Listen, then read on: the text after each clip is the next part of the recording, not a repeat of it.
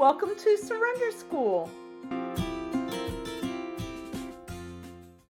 All right, guys. At Surrender School, we recover.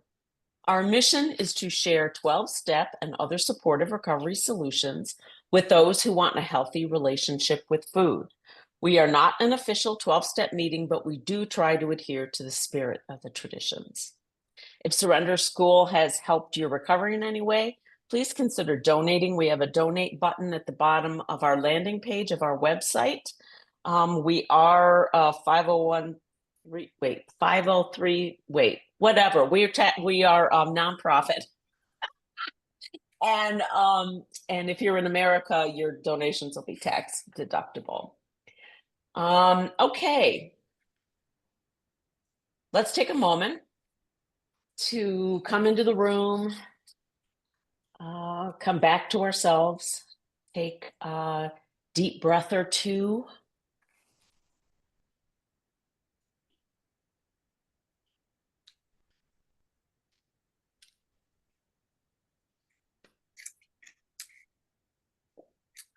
Feel your feet on the floor, get grounded, be present here in the moment with all of us. Higher power, help us to set aside everything we think we know to leave space for what we have yet to learn. Okay. I want to share a tagline that we will be putting, Joy, me, and Cynthia will be putting on the website about like the About Us section. We're going to be putting that together at some point here, but I have to share this with you because I can't not. So it says, at Surrender School, we believe that healing is not a reward for perfection. It's a right rooted in love. Isn't that beautiful? Mm-hmm. I just love that. Okay. All right. So now we'll get to our topic for tonight. Now, we have talked about what the purpose of recovery is. We have talked about that in depth. Now I want to talk a little bit about what the purpose of addiction is. For me, there was a dual purpose for my addiction. The first was just to make me feel better, to get my effect, to get that neurochemical effect that made me feel good. That was the first purpose of my addiction. But the second purpose of my addiction was to put me to sleep. While I am in the act of eating, I feel good, like everything's going to be okay, like I'm going to be okay. Then, after I can't fit any more food in my stomach and I'm stuffed to the gills, I'm numbed out. I am emotionally and psychologically asleep. And that was the whole point. Mission accomplished. I am no longer dealing with what is going on in my life. I am numb. I am asleep. I don't have to deal with anything. All I can think about now, post-binge, is the problem of my addiction and the fat that comes with it. That becomes my preoccupation. Anita Johnson, in her book, Eating in the Light of the Moon, I highly, highly recommend that book. She calls food addiction a red herring. A red herring is something designed to confuse or divert attention from something else. Essentially, I mean, you could describe it as like a smokescreen. The problem isn't the food addiction. The problem is whatever the food addiction is covering up. Now, my food addiction first developed around age 6 or 7. I've told you before, I grew up in batshit crazy, violent home. 2 parents who were not emotionally or psychologically prepared to be parents at all. Food was my comforter, my nurturer, my friend. It made me feel better around all the crazy. And most importantly, it put me to sleep about what was really going on in my house. It let me not see. It was my way to get through the day. And it was a perfect distraction away from the real craziness, the real problem in my life. As I got a few years older and quite a bit fatter, my food addiction was not only a distraction for me, it became a distraction for my whole family. Let's obsess about how fat Linda is, and we can avoid thinking about or dealing with what's really going on here. The 800-pound gorilla in the room. We don't have to deal with that. We're just going to focus on Linda and her appearance. This produces what Alan Berger in his book Emotional Sobriety calls a growth disorder. A growth disorder occurs when we let addiction run our lives. We develop toxic attitudes and unhealthy behaviors. We fail to honor ourselves and what we really want. We don't even know what we really want. Our addiction has filtered and distorted our reality and kept us from learning life skills. I'm going to say that again. Our addiction has filtered and distorted our reality and kept us from learning life skills, especially things like emotional regulation. Like as soon as we had emotion, we went right to the food. We didn't learn how to deal with it. We didn't learn how to deal with discomfort or unhappiness or sadness or anger or whatever. So as a consequence, we are emotionally drunk a lot because we don't know how to handle it. Now, in order to achieve long-term recovery, we have to wake up from this sleepwalking in our addiction. It's the only way to really begin to use our awareness in service to our recovery.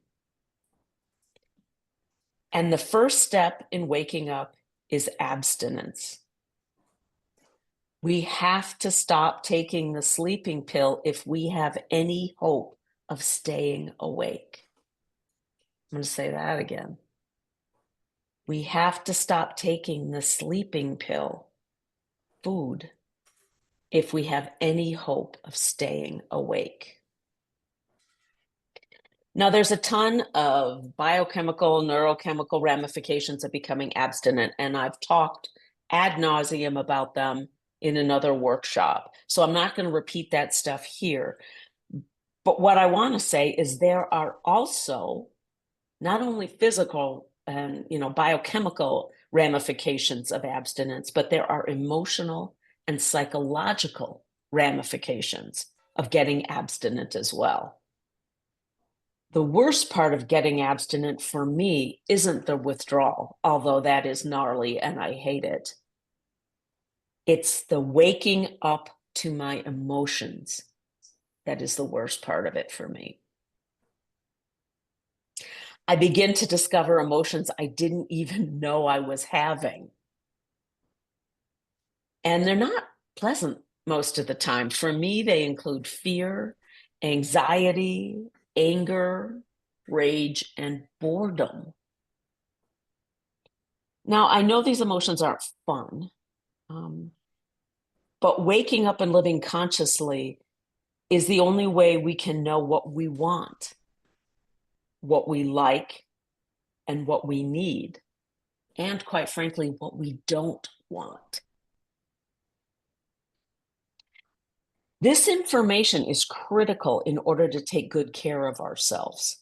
We have to know these things in order to take proper care of ourselves. But waking up also lets us know what isn't working. And sometimes this made me want to continue to sleepwalk, knowing what wasn't working, because I didn't want to deal with it. I wanted to go back to avoiding dealing with this stuff. which really, in essence, if you think about it, that means we are avoiding dealing with our lives. I mean, well, the experience of living is what it is. And I have, what's the past tense of sleepwalk? Sleptwalk? I did a lot of sleepwalking in my life. Um, Heck, I barely even remember my 40s because it was just a blur of my disease.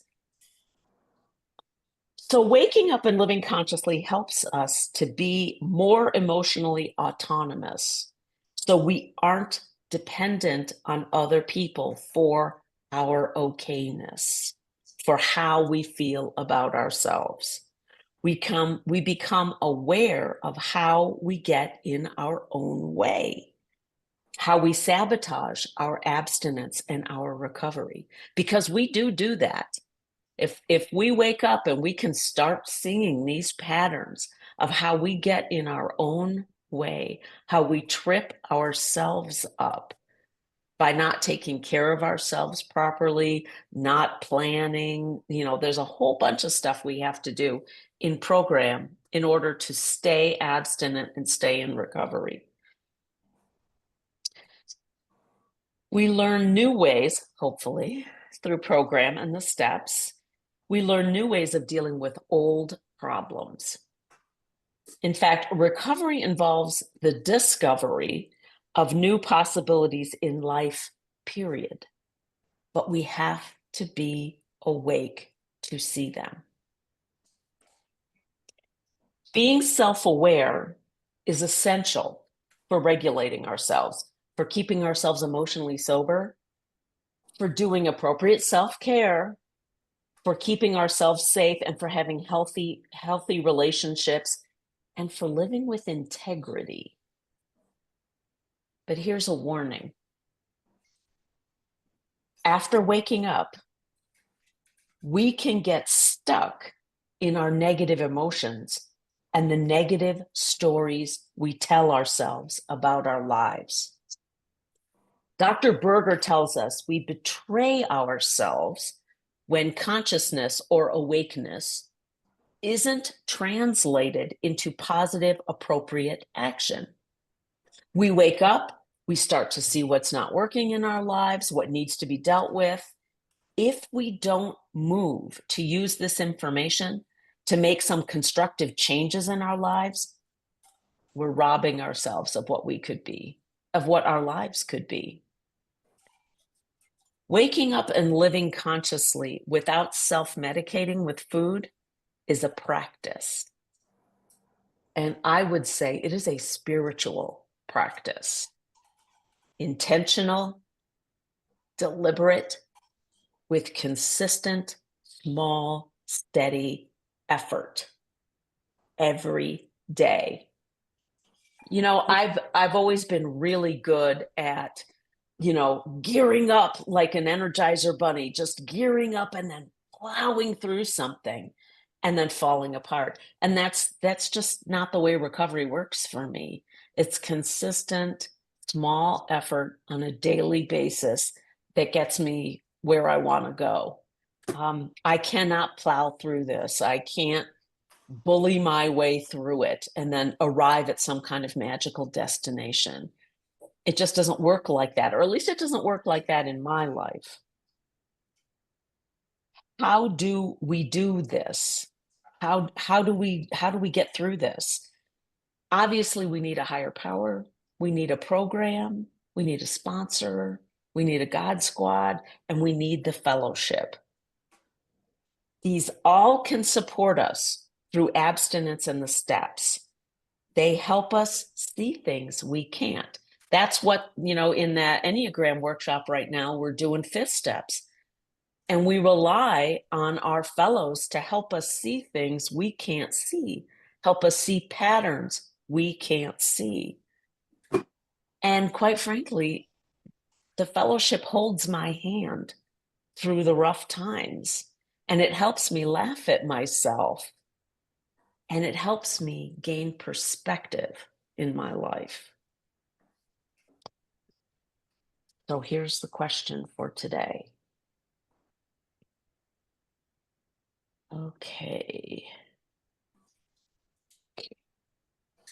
In what areas of my life am I asleep? How am I getting in my own way regarding abstinence and recovery? I will set a timer for 5 minutes and I will see you on the other side of that 5 minutes. Thanks for recovering with us.